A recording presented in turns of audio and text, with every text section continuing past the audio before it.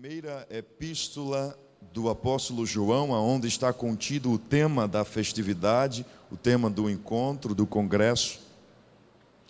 No capítulo de número 2 e o versículo de número 15, e quero ler apenas a parte A deste versículo para tomar por base a nossa reflexão.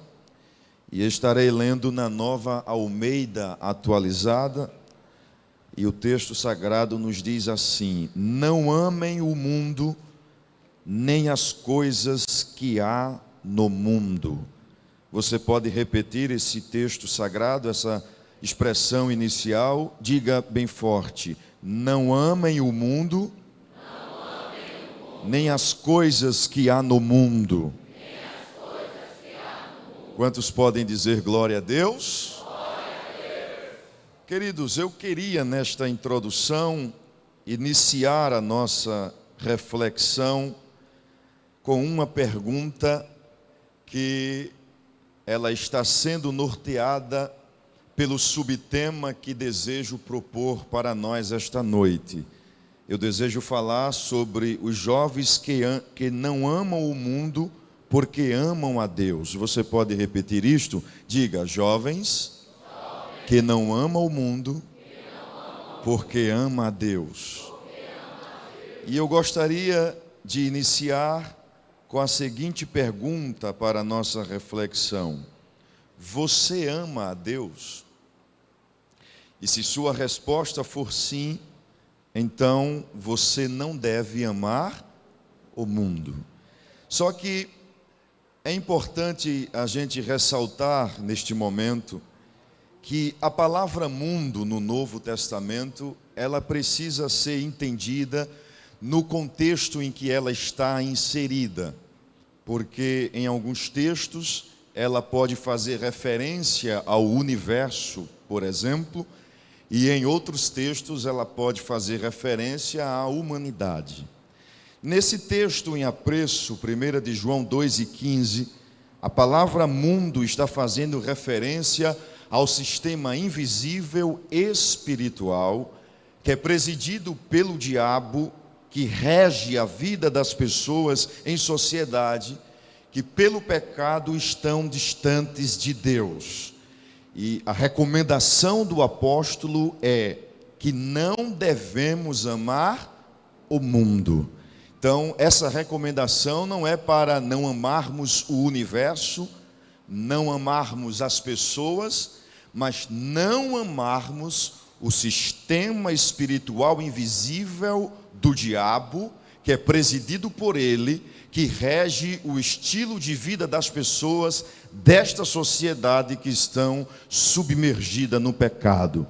Se eu me fiz entender, diga amém. Em outras palavras, o apóstolo está nos recomendando a não viver conforme os padrões de vida proposto por essa sociedade morta no pecado. Significa aquilo que Paulo diz aos Romanos, que não devemos tomar a forma, não devemos tomar o modelo do mundo como o padrão da nossa vida aqui nesta terra. E isto para o jovem cristão não é uma alternativa. Diga comigo: não amar o mundo não é uma alternativa. Para o jovem cristão, não amar o mundo é um mandamento. Para o jovem cristão, não viver conforme os padrões do mundo não é uma opção. Eu escolho se eu quiser. Não amar o mundo, não viver conforme os padrões do mundo, para o jovem cristão, é um preceito que precisa ser observado por aqueles que amam a Deus, porque do contrário, sua comunhão ficará comprometida com o Senhor. Até porque o padrão de vida moral e espiritual do jovem cristão difere do padrão de vida moral e espiritual do jovem que ainda não conheceu a Jesus Cristo. O jovem sem Cristo lá fora, ele vive no pecado. O jovem em Cristo aqui dentro, ele vive em santidade. E pela palavra de Deus entendemos que não há como harmonizar os padrões do mundo à nossa vida em Cristo. Até porque o pecado e a santidade são antagônicos. E acerca disso, o apóstolo Paulo escreveu aos Coríntios o que lemos na sua segunda carta, capítulo 6, versículo 14 a 18. Ele disse: não se ponham em julgo desigual com os descrentes, pois que sociedade pode haver entre a justiça e a iniquidade? Ou que comunhão existe entre a luz e as trevas? Que harmonia pode haver entre Cristo e o maligno? Ou que união existe entre o crente e o descrente? Que ligação há entre o santuário de Deus e os ídolos? Porque nós somos santuário do Deus vivo, como Ele próprio disse: habitarei e andarei entre eles, serei o seu Deus e eles serão o meu povo. Por isso o Senhor diz: saiam do meio deles e separem-se deles, não toquem em coisa impura, e eu os receberei. Serei o pai de vocês, e vocês serão meus filhos e minhas filhas, diz o Senhor Todo-Poderoso. Em resumo, nós podemos dizer que Deus é santo e Ele exige santidade de todos que se aproximam dEle, porque a base dos padrões de vida do mundo, desse sistema espiritual e invisível governado pelo diabo, a base, o apóstolo João disse que se fundamenta nos desejos da carne, nos desejos dos olhos e nas soberbas da vida. O apóstolo está falando de elementos que ocasionam o pecado, que quando consumado, isto não procede do Pai, porque vem do maligno, e quando consumado o pecado, causa separação entre Deus e quem o praticou. Por isso que o apóstolo Tiago foi veemente quando ele disse que a amizade do mundo é inimizade contra Deus. Portanto, queridos jovens, entender isto é assumir uma maneira santa de viver, que se resume na afirmativa de que quem ama a Deus não ama o mundo, porque o amor de Deus, o amor a Deus, está estabelecido na obediência, na fidelidade e na lealdade a este mandamento prescrito na sua palavra. Se você está entendendo a palavra de Deus esta noite, levante sua mão e diga aleluia. Agora, algo que não pode ser ignorado, e principalmente pela juventude da casa de Deus, é que o diabo fará de tudo, e isto inclui as distrações e os embaraços que podem promover ocasião ao pecado.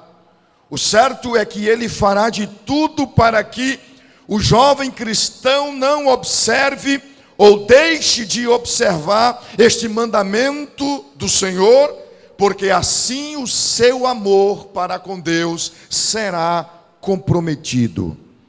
E daí surge uma pergunta que ela não pode ser respondida sem que haja uma reflexão sincera. Por isso que eu queria chamar a sua atenção, e não a responda agora, permita-se responder no finalzinho desta reflexão. Mas a pergunta que vem a nós é: como saber se estamos ou não observando este mandamento do Senhor? E qual é o mandamento? Não ame o mundo. Como saber a quem estamos dirigindo o nosso amor? Se a Deus ou se ao mundo? Existem pelo menos duas formas simples para você fazer uma análise introspectiva e no finalzinho você responder a si mesmo.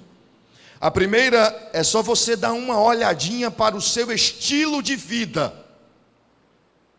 É só você dar uma olhadinha para as suas atitudes, para os seus costumes, para os seus hábitos, para a sua linguagem. Aquilo que você vê, aquilo que você ouve, aquilo que você fala, aquilo que você pensa, a maneira como você se porta, se comporta, a maneira como você age, a maneira como você reage. A segunda é o pensamento de alguém que disse que quem ama deseja estar perto. Ninguém conhece esse pensamento? Quem ama quer estar perto. Então, é só a gente dar uma olhadinha para onde a gente está investindo o nosso tempo. Se você fizer isto no decorrer de toda essa reflexão, é provável que você encontre a resposta sincera que você precisa. Estou amando a Deus? Não estou amando o mundo? O meu estilo de vida testifica o meu amor para com Deus? O meu tempo demonstra que busco estar perto de Deus?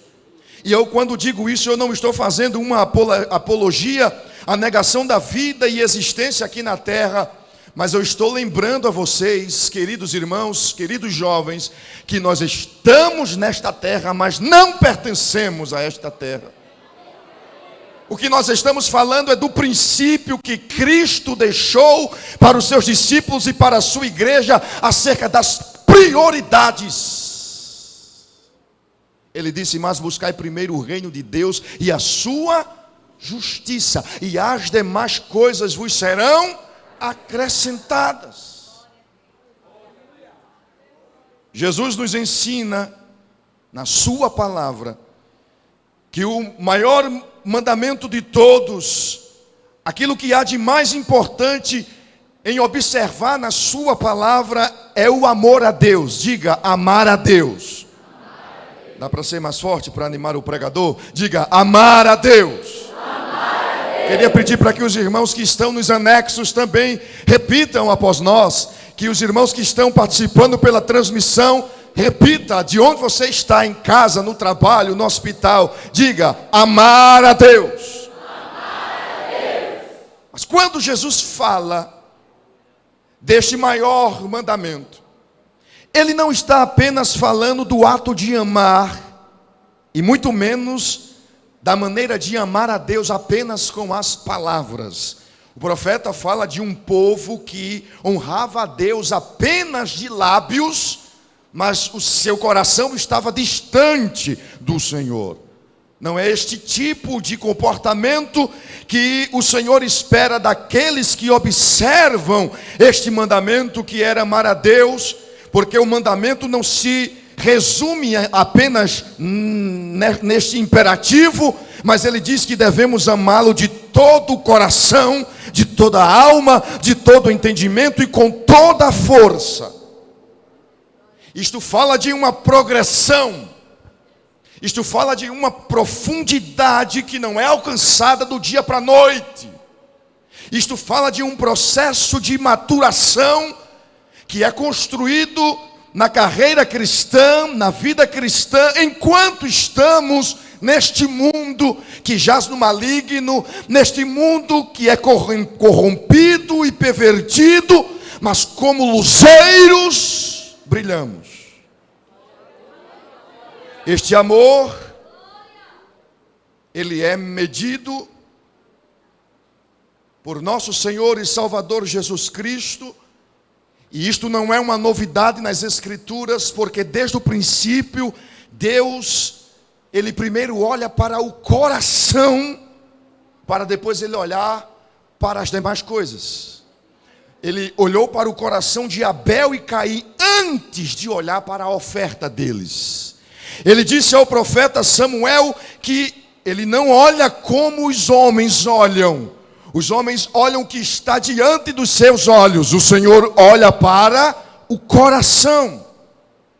Quando estamos diante da carta de Apocalipse, do livro de Apocalipse, Jesus nos ensina que Ele afere a temperatura do amor da sua igreja.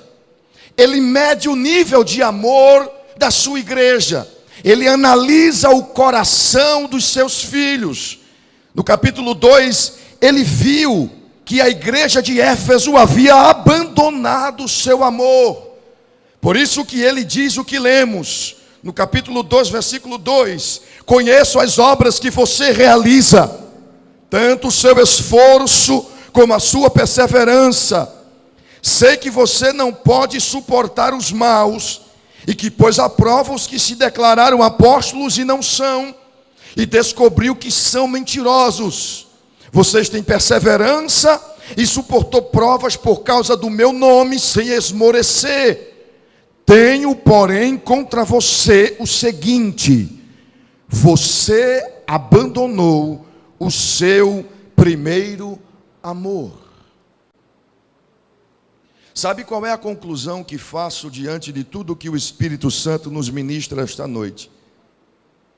É que Jesus não é atraído por aquilo que oferecemos no que diz respeito à performance. E ela é importante. Ele merece o melhor. Ele merece a melhor qualidade. Mas o que Jesus está nos dizendo, porque veja, Jesus fala de uma igreja que era esforçada, perseverante, que colocava à prova aqueles que se declaravam apóstolos, que colocava à prova aqueles que falavam mentiras, que esta igreja havia suportado provas, que havia suportado situações adversas, sem esmorecer. Ele está falando de uma igreja que tinha horas diante de Deus.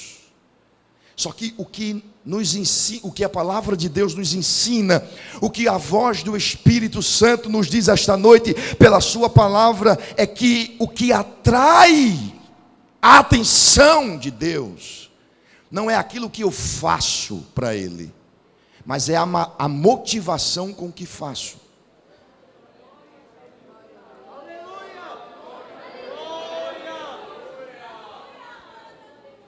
Jesus estava dizendo, em outras palavras, para esta igreja, que quem olhasse para ela veria os grandes números. Quem olhasse para ela veriam as grandes obras, as grandes realizações, os grandes resultados, os grandes recordes. Mas o que Jesus está dizendo a esta igreja é que tudo o que fazemos não pode estar desconectado com este princípio, com este mandamento que é amar a Deus sobre todas as coisas. O que Jesus está nos ensinando esta noite, através do exemplo desta igreja, é que não podemos fundamentar a base do nosso relacionamento com Ele nas obrigações a cumprir, mas no amor. Eu vou citar alguns exemplos aqui para você entender isto que Deus está nos dizendo. Escute aqui, jovens do grande coral, o congresso não é de vocês, eu vou me dirigir a vocês. Deus não está sendo atraído pelo fato de você estar aqui, mas a motivação que te traz aqui é quem atrai a Deus. Deus não quer que você esteja aqui por uma obrigação, porque você foi obrigado a estar, porque alguém em casa disse que seria bom você vir. Deus não está sendo atraído por você esta noite, porque você chegou aqui por causa de uma programação, não tinha outra coisa na sua agenda, então vou fazer parte do grande coral. Deus não está sendo atraído por você, porque você sabe que depois do culto aqui, esta noite, haverá confraternizações entre grupos de amigos mais chegados. Não. Agora, se este Deus que prego, se esse Jesus que eu falo, e ele disse à igreja de Tiatira que é o Senhor que sonda as mentes e os corações. E eu quero dizer à igreja do Senhor que está aqui no santuário e nos anexos e aí fora, Deus esta noite está olhando para a nossa mente, olhando para o nosso coração, olhando para a motivação que nos traz aqui esta noite. Se ele olhar e ver que a motivação é o desejo de querer estar aqui,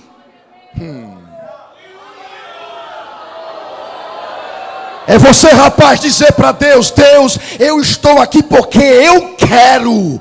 É você, moça, dizer para Deus: Deus, eu estou aqui porque eu te amo.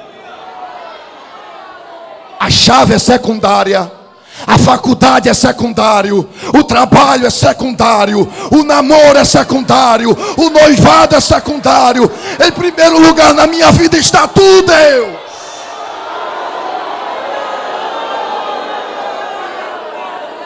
Está o Senhor na minha vida como primeiro lugar. Olha para quem está do teu lado e diz para ele: qual é a motivação do teu coração?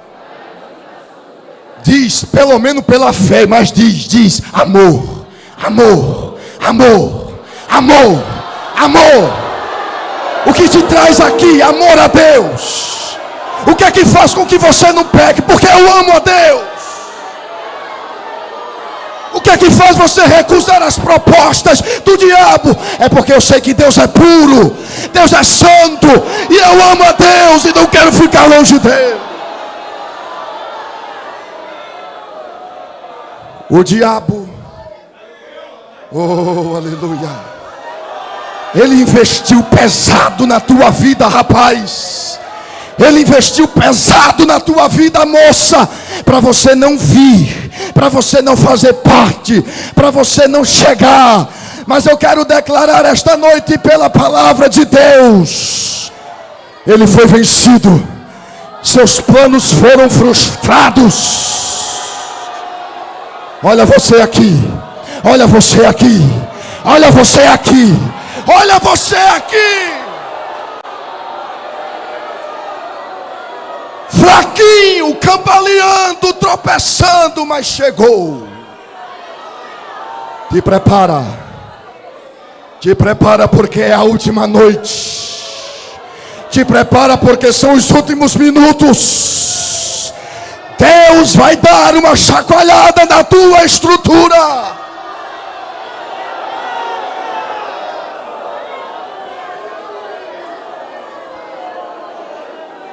Sabe por quê? Porque ele é especialista em marcar encontro. Diga para quem está do teu lado: Deus marcou um encontro contigo hoje aqui. Diz para o outro: Deus marcou um encontro contigo também.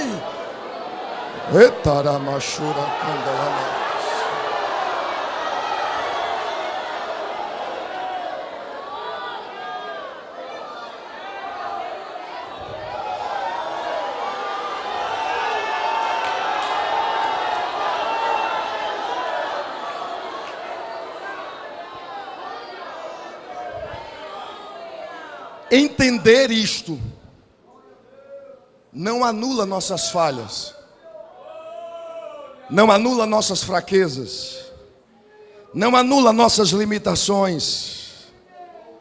Entender isto é compreender que Deus, Ele trabalha nessas circunstâncias. Por isso que eu quero dizer ao jovem que se sente mais fraco aqui esta noite: Deus está olhando para ti. Eu quero dizer ao jovem que se sente o mais triste esta noite, porque nossas fraquezas nos entristecem, sim ou não? A gente diz: Deus, este ano vai ser diferente. Na vigília do ano, a gente firma um propósito, a gente firma uma aliança, a gente firma um pacto e diz: vai ser diferente, Senhor. Eu vou ler mais a Bíblia, eu vou orar mais, eu vou pegar um plano de leitura. E não é a obrigação pela obrigação, é porque eu te amo, eu quero mais de ti, eu quero te conhecer melhor, eu quero estar mais perto de ti. Eu vou orar mais, eu vou jejuar mais. Só que o diabo está do outro lado, distraindo. Aí você passa horas e horas distraídos com as coisas desta vida. Aí você está envolvido com tanta coisa, que o mundo hoje nos envolve com tanta coisa. E você chega aqui e diz: meu Deus, hoje só é 8. e eu ainda não consegui fazer o que eu disse a Deus. Aí você chega aqui esta noite e Deus lhe dizendo pela sua palavra: mas eu marquei um encontro com você hoje aqui.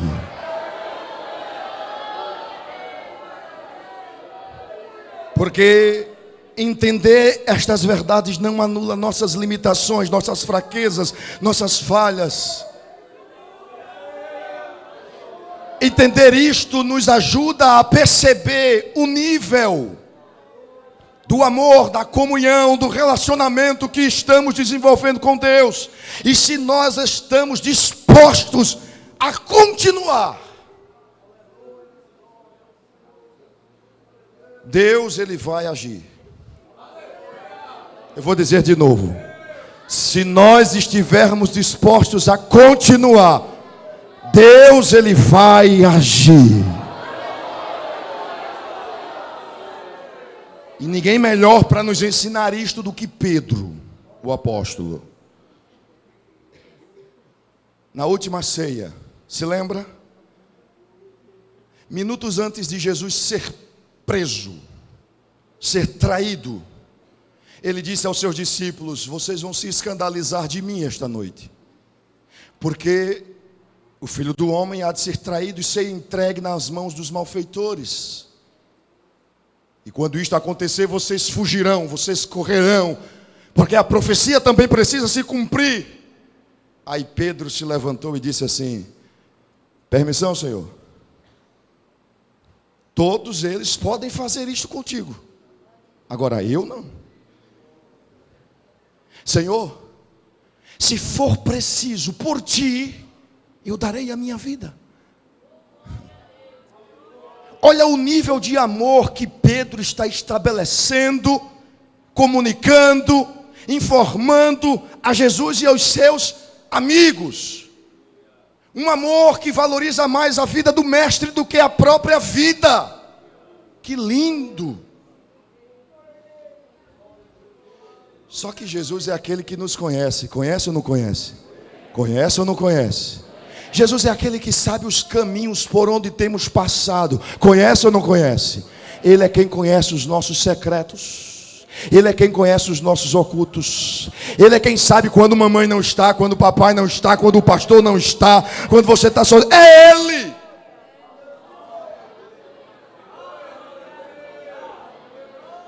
E não adianta você querer assumir uma forma diante dEle. Não!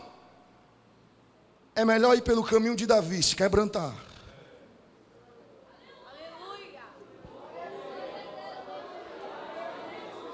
Jesus olhou para Pedro e disse assim: Pedro, é louvável o seu desejo, mas eu quero dizer que você não está nesse nível ainda. Ainda esta noite, Pedro, tu me negarás 3 vezes. Aí ele disse: Senhor, eu não farei isso. Por ti darei minha vida. Jesus diz: vamos para o Getsemane orar. E ele deixa seus discípulos em um lugar e vai mais adiante com Pedro, Tiago e João. E diz a eles: orem aqui que eu vou ainda mais adiante orar um pouco. Todos nós sabemos, neste íntere, chega Judas com a tuba, dá um beijo identificando quem era Cristo, e os soldados lhe prendem e lhe levam para ser julgado. E nesse processo de julgamento, Pedro diz: eu vou mostrar a Jesus. E perceba que antes ele pega a espada, né? Assim que diz João, pega a espada quando prende Jesus. E não foi para acertar a orelha, irmãos, ele deu para pegar na cabeça. Só que o soldado era rápido, Malco, aí só pegou a orelha, mas era a cabeça. Aí Jesus disse: Pedro, guarda a tua espada. Tu achas que se eu pedir ao Pai, Ele não manda legiões de anjos aqui para me defender? Tem que se cumprir o que eu disse, Pedro. Jesus é levado preso para ser julgado, e Pedro vai de tocaia, dizendo: eu vou dizer, eu vou mostrar para ele que eu não vou negar. Todo mundo correu, mas eu estou aqui, eu estou entrando com ele, eu estou vendo o processo. Aí chegou alguém e disse para ele assim: você é um dele? Aí ele diz: não, eu não sou não. Não sou. Eita, mas Jesus disse que era 3. Eu só disse uma, eu vou me policiar da próxima. Aí chega alguém e diz assim: mas você está aqui na fogueira com a gente e parece com ele. Ele: não, eu não sou. Eita, falta um ainda. Mas eu vou me policiar. Eu não vou mais negar. Aí chega alguém, começa a conversar com ele e diz assim: tua fala parece com a dele. Tu és dele? Aí ele diz: não sou. Aí um dos evangelistas diz que neste momento Jesus está passando para ir para uma outra parte do julgamento. E olha para Pedro. Ai, irmãos.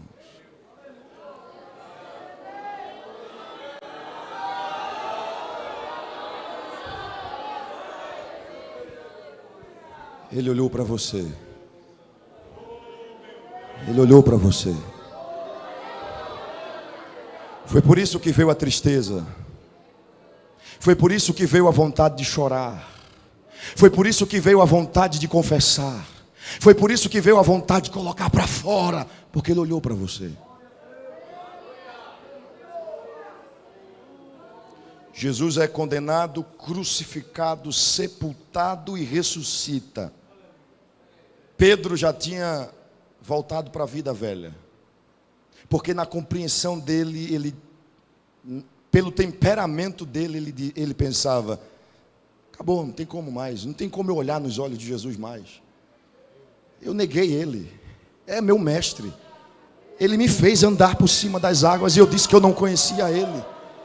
Eu vi Lázaro ressuscitar com 4 dias. Eu vi a filha de Jairo. Eu vi o filho da viúva de Naim. Não tem como mais. Mensagens que não são de Deus, que chega no teu ouvido e diz assim: está vendo você, rapaz? Tu não quer ser o crente? Está vendo que tu não aguenta? Está vendo, moça, que você não suporta? É melhor deixar essa coisa de ser crente. É melhor você deixar a igreja. É melhor você sair da mocidade. É melhor você viver assim como você está. Uma vida sem responsabilidade com a igreja. Aí Jesus marca um encontro como hoje aqui. Porque Ele sabe da nossa estrutura e lembra que somos pó. Ele sabia que quando Ele marcasse o dia de se encontrar com os seus discípulos, se fosse de uma forma comum e geral, Pedro não ia aparecer. Aí Ele diz assim às mulheres: faça o seguinte, vamos marcar uma reunião lá na Galileia. E diga a Pedro que não falte.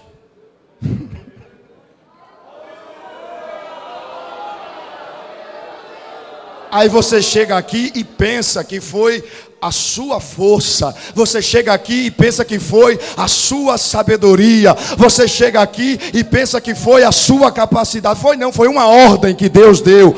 Diga a Pedro que não falte a reunião hoje.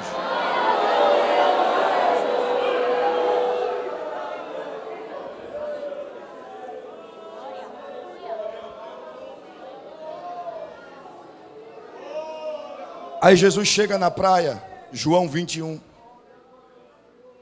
Está Pedro e alguns outros discípulos pescando.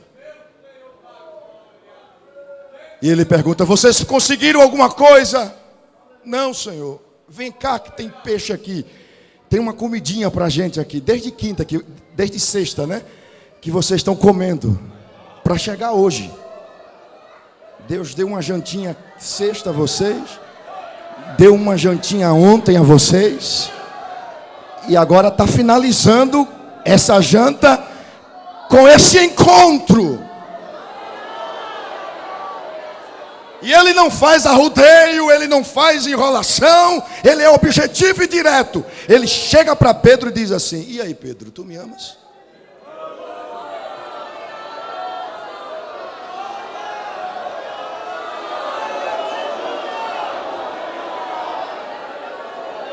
Tu me amas, Pedro? Só que é interessante a gente observar um detalhe que vocês já conhecem, vocês são estudiosos da Bíblia. No nosso português não é possível perceber isto, mas no grego, o idioma que o Novo Testamento foi escrito, a gente percebe que para se expressar o amor, existem algumas palavras específicas.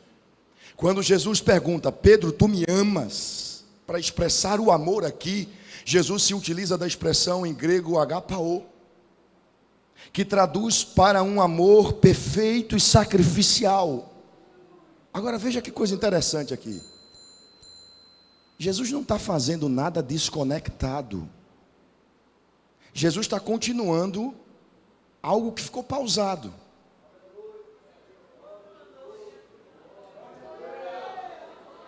Se lembra que Pedro terminou a última palavra que Pedro disse a Jesus foi: eu vou morrer por ti se for preciso. E ele deu prova disso na prática, quando pegou a espada e passou para cortar a cabeça de Malco, que pegou na orelha. Foram os últimos momentos de particularidade. Jesus olhando para ele, dizendo, guarda a tua espada, Pedro. Aí Pedro nega.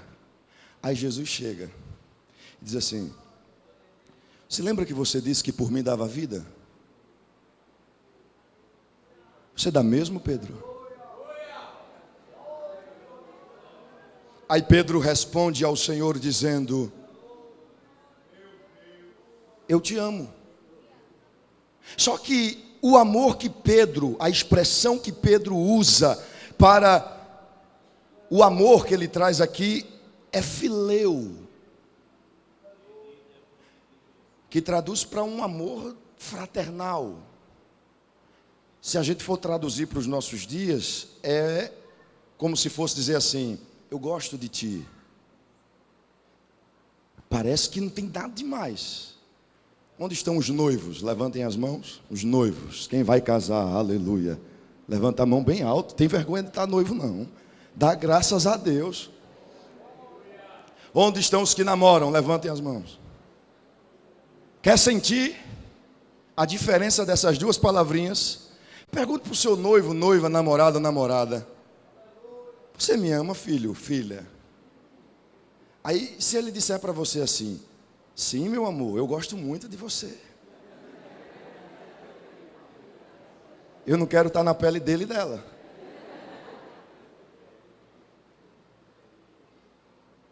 Aí Jesus pergunta a segunda vez, Pedro, eu estou perguntando se você me ama. Ele diz, eu gosto de ti. Não, eu estou perguntando se você me ama. Aí a Bíblia diz que Pedro se entristeceu. E ele fala algo que ecoa no coração de Jesus, porque ele diz assim, tu sabes tudo.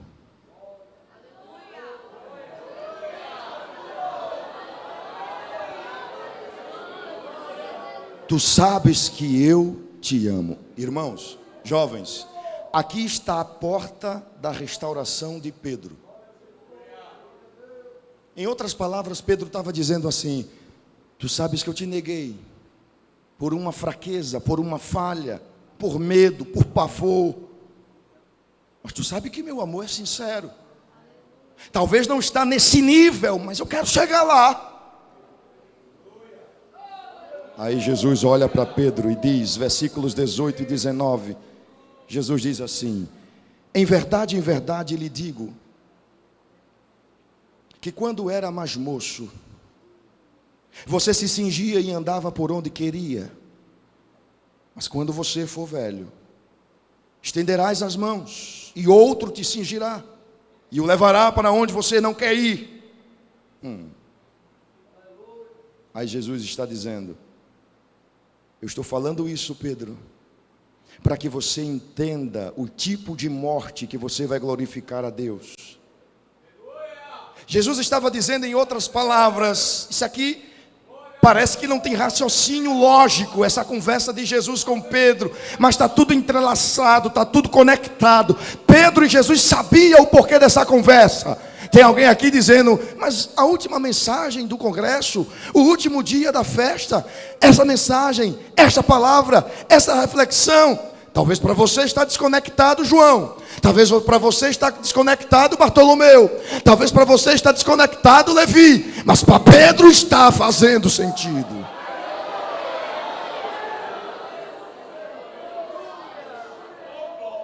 Perceba que o tema do assunto é agapao, morte sacrificial, dar a sua vida se for preciso. Jesus disse: Pedro, lá você não conseguiu, você falhou, mas eu estou te dizendo, Pedro, que eu não desisti de você. Você vai crescer, você vai progredir, você vai amadurecer. Quando você for velho, e velho aqui não é apenas um dado cronológico, nós podemos interpretar pelo sentimento que o Espírito nos dá na sua palavra esta noite, que está falando de maturidade, que está falando de perfeição, que está falando de estabilidade espiritual. Olha, Pedro, quando você atingir, deixa eu te dizer uma coisa, o que você disse vai acontecer. Vai chegar o dia que vão cingir você, vão levar você para onde você não quer ir. Jesus estava falando do tipo de morte que Pedro ia morrer, e na sua época, a maior pena para os criminosos era a crucificação, porque o Império Romano era quem dominava, e a tradição diz que Pedro morreu crucificado e de cabeça para baixo, porque não negou sua fé em Cristo.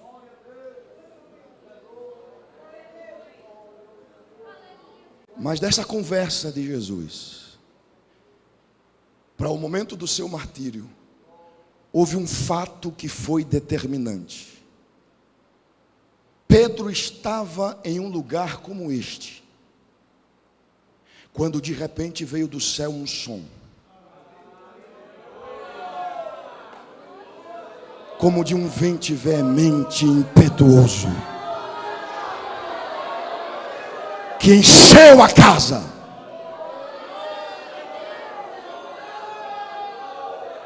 E que pousou sobre cada um deles a expressão de um fogo pentecostal,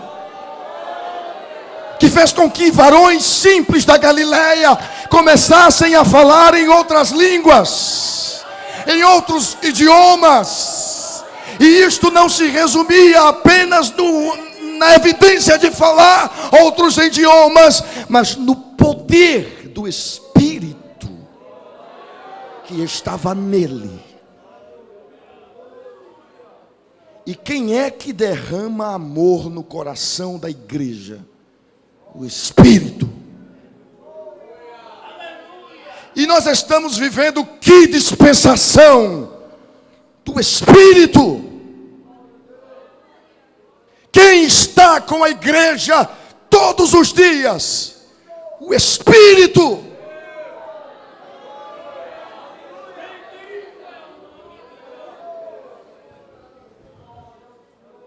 A profecia diz que ele não esmagará a cana quebrada, nem apagará o pavio que fumega.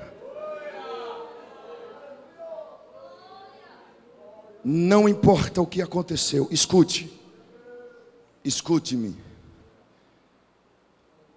Não importa o que aconteceu. Se houve pecado, confesse e deixe.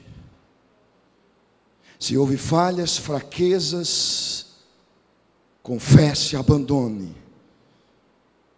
Porque ninguém pode roubar de você a esperança de se levantar. Salomão diz que o justo cai 7 vezes, mas de todas o Senhor levanta. Eu quero finalizar esta noite dizendo que você pode, na sua fraqueza, fazer a oração de Pedro. Feche seus olhos e diga: Senhor, apesar de tudo, Tu sabes que eu te amo.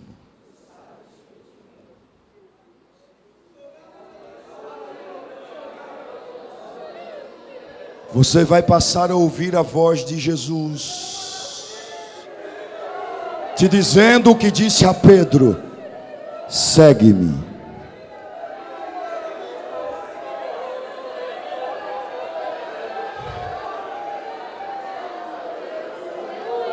Não é tempo de desistir. Não é tempo de voltar à vida antiga. Não é tempo de ficar prostrado. Não é tempo de submergir ainda mais. É tempo de se levantar. É tempo de se reerguer. É tempo de levantar a cabeça. É tempo de ser restaurado. Segue-me. Levanta-te.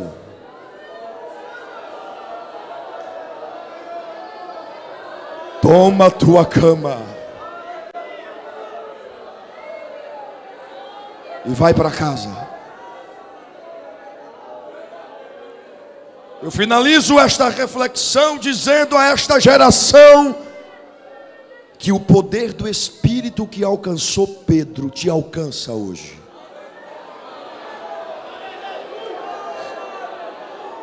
Quem crê? Quem crê? Você pode ficar de pé?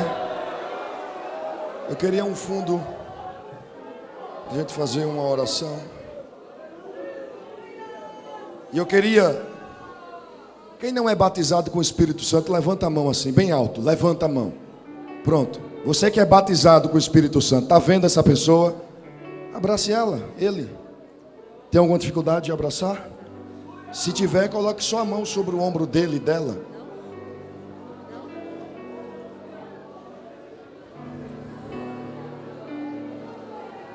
O poder que caiu sobre Pedro vai cair sobre você esta noite. Eu queria um tom abaixo, por favor. Tente pegar, por favor, para eu não cantar num tom. O senhor pega, por favor. Jamais quero, mas eu acho que é isso mesmo. Jamais quero desviar meu olhar de ti. Jamais quero me perder do teu caminho. Tu tens meu coração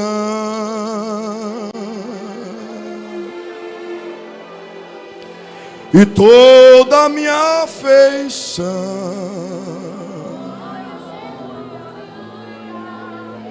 Tu tens meu coração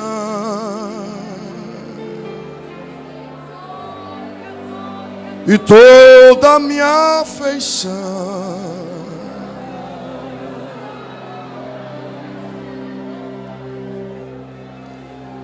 Jamais quero te perder, pois tu és tudo que eu tenho. Jamais quero te esquecer, pois és rei em meus pensamentos. Tu tens meu coração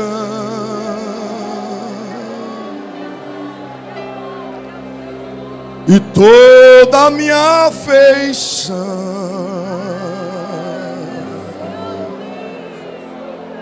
Tu tens meu coração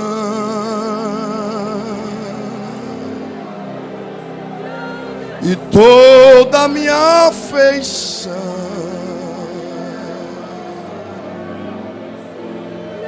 Eu queria que você dissesse para Deus aí aonde você está agora: eu não quero desviar o meu olhar de ti, Senhor. Eu jamais quero perder o teu caminho, Senhor. Eu jamais quero te perder, porque tu és tudo que eu tenho, Senhor. Eu jamais quero esquecer que tu és o rei dos meus pensamentos. Apesar das minhas falhas, apesar das minhas fraquezas, Diga para Deus aí agora: eu quero declarar que eu não amo este mundo, porque eu te amo, Senhor. Tu és o amor da minha vida, Tu és o alvo da minha vida, Tu és a razão do meu viver. E enquanto você está dizendo isto para Deus, vá sentindo o toque do Espírito Santo de Deus. Vá sentindo o toque do Espírito Santo de Deus. Você que é batizado com o Espírito Santo, abra sua boca agora e comece a orar em línguas. Comece a adorar em línguas. Vocês que estão aqui no grande coral de jovens, os que são batizados, comecem a orar em línguas agora. O Espírito compartilha do dom, a variedade de línguas. Recebe e fala em uma língua que tu nunca falastes. Você que está na galeria, que é batizado, você que está nos anexos, que é batizado, você que está em casa, abre a boca.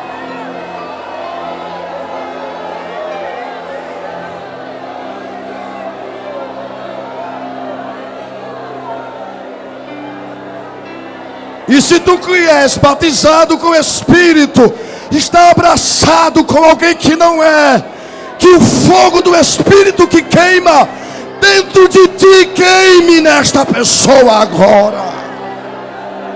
Abre a boca. Abre a boca, você que não é batizado. Abre. O Espírito já está te dando línguas. Está na mente, abre. Não tenha medo, não é coisa da carne, não é a sua emoção, é o Espírito de Deus no teu espírito. Abre a boca e fala. Fala em línguas.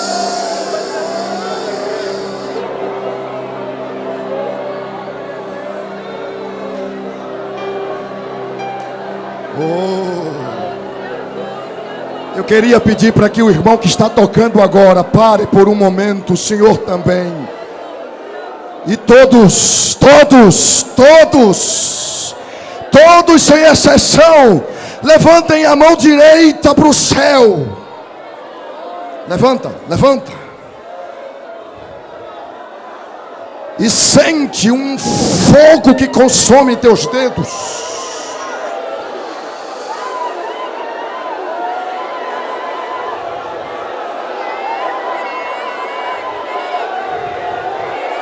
Esse fogo que queima teus dedos está queimando tua língua também.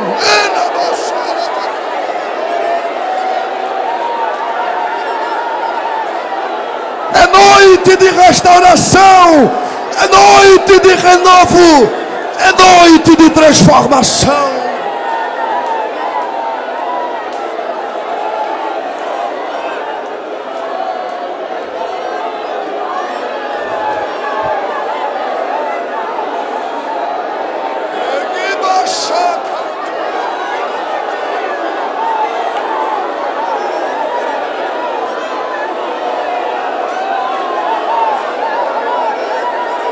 Se eu fosse você, com exceção de quem está na mídia, eu guardava este celular.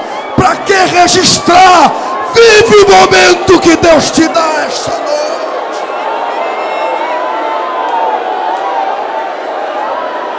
Vive. Navega. Mergulha no rio. Aiô, que me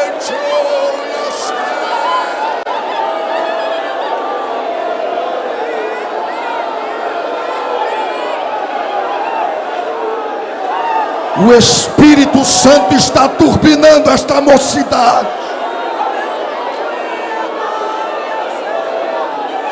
A palavra de Deus está em vós esta noite. E já venceste o maligno.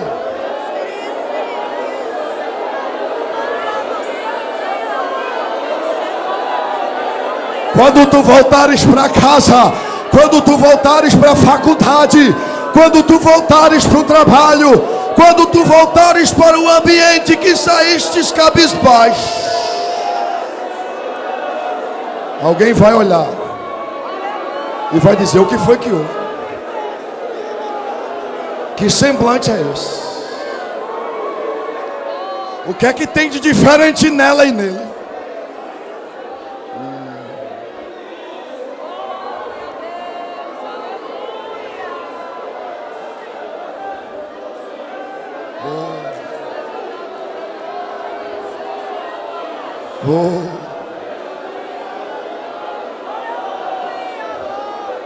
Pode chorar, chore, chore, chore. Grite, se quebrante. É a noite da sua restauração. É a noite do recomeço da nova história.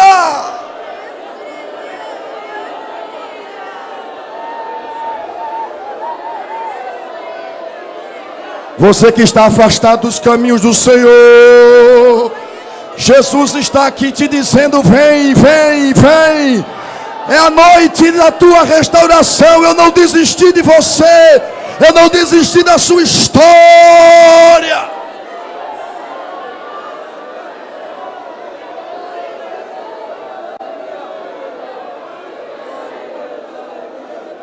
E quem nunca aceitou Jesus pela primeira vez, veio esta hora.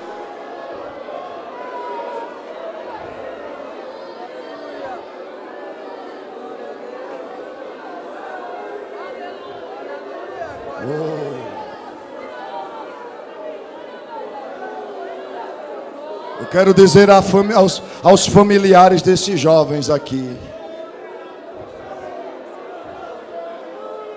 coração de pai que está preocupado, coração de mãe que está inquieto, Deus está te dizendo aqui: eu sondei o coração do teu filho hoje. Eu sondei o coração da tua filha hoje. E você nem sabe o que ele e ela me disse. Eu vi, eu ouvi, eu anotei. Está registrado. O diabo não vai ter êxito.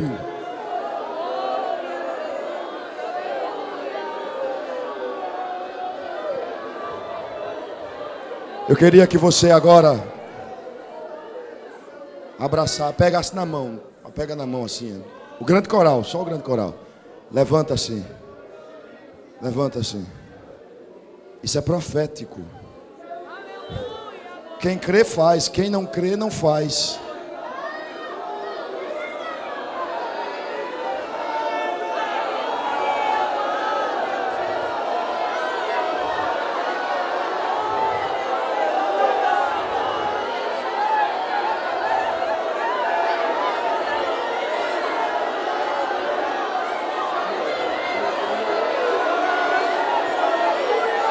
Quem nos separará do amor de Cristo? A tribulação, a angústia, a perseguição, a fome, a nudez, o perigo, a espada. Por amor a ti somos entregues à morte todo dia. Fomos reputados como ovelhas para o matadouro. Mas em todas estas coisas somos mais do que vencedores por aquilo que nos amou. Porque estou certo de que nem a morte, nem a vida, nem os anjos, nem os principados, nem a potestade, nem o presente, nem o porvir, nem a altura, nem a profundidade, nem alguma outra criatura poderá separar do amor de Deus que está em Cristo Jesus nosso Senhor.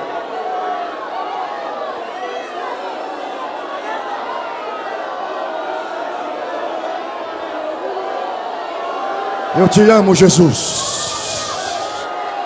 Custe o que custar, venha o que vier.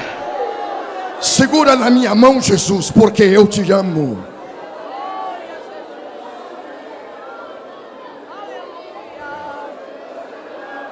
Vamos terminar dizendo que o amamos mais que a abelha ama a flor? Cadê o cantor das músicas antigas? Eu te amo mas que a abelha ama a flor. Eu te amo, e como é forte o meu amor.